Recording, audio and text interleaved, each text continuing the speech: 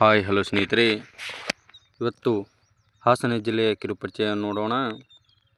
ಹಾಸನ ಜಿಲ್ಲೆಯಲ್ಲಿ ಬೀಸಿಲೆ ಕಾಡುಗಳು ಕಂಡುಬರುತ್ತವೆ. ಹಾಸನ ಜಿಲ್ಲೆಯಲ್ಲಿ ಮಾಸ್ಟರ್ ಕಂಟ್ರೋಲ್ ಫೆಸಿಲಿಟಿ ಇದೆ. ಹಾಸನ ಜಿಲ್ಲೆಯಲ್ಲಿ ಗೋರೂರು ಜಲಾಶಯ, ಈ ಜಲಾಶಯ ಹೇಮಾವತಿ ನದಿಗೆ ಅಡ್ಡಲಾಗಿ ಕಟ್ಟಲಾಗಿದೆ. ಹಾಸನ ಜಿಲ್ಲೆಯಲ್ಲಿ ಶ್ರವಣಬೆಳಗೊಳ ಇದೆ. ಇಲ್ಲಿ ಗೊಮ್ಮಟೇಶ್ವರ ವಿಗ್ರಹ ಇದೆ. ಗೊಮ್ಮಟೇಶ್ವರ ವಿಗ್ರಹ ಗಂಗರ ಕಾಲಕ್ಕೆ ಸಂಬಂಧಿಸಿದೆ.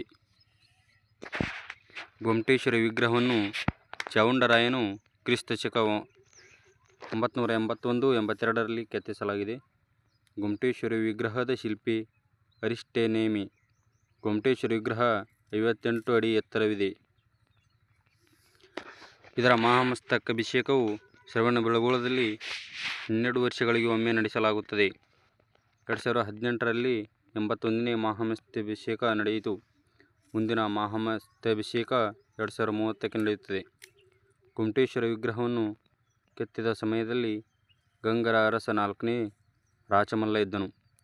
ಶ್ರವಣಬೆಳಗೊಳವನ್ನು ಜೈನರ ಮೆಕ್ಕಾ ಎಂದು ಕರೆಯಲಾಗುತ್ತದೆ.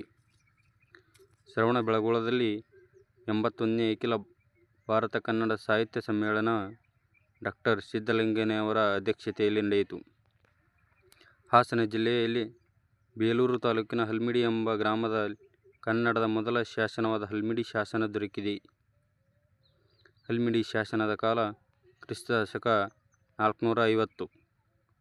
ಹಲ್ಮಿಡಿ ಶಾಸನವು ಕದಂಬರ ಅರಸರ ಕಾಕುತ್ಸ್ಥ ವರ್ಮನಿಗೆ ಸಂಬಂಧಿಸಿದೆ.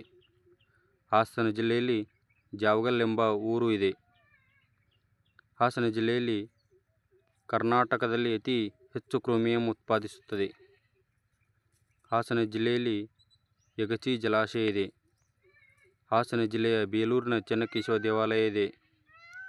ಈ ಚೆನ್ನಕೇಶವ ದೇವಾಲಯವನ್ನು ನಿರ್ಮಾಣ ಮಾಡಿದವರು ವಿಷ್ಣುವರ್ಧನ. ಕ್ರಿಸ್ತಶಕ 1117ರಲ್ಲಿ ನಿರ್ಮಾಣ ಮಾಡಲಾಯಿತು. 2019ಕ್ಕೆ 902 ವರ್ಷ ಪೂರೈಸಿತು.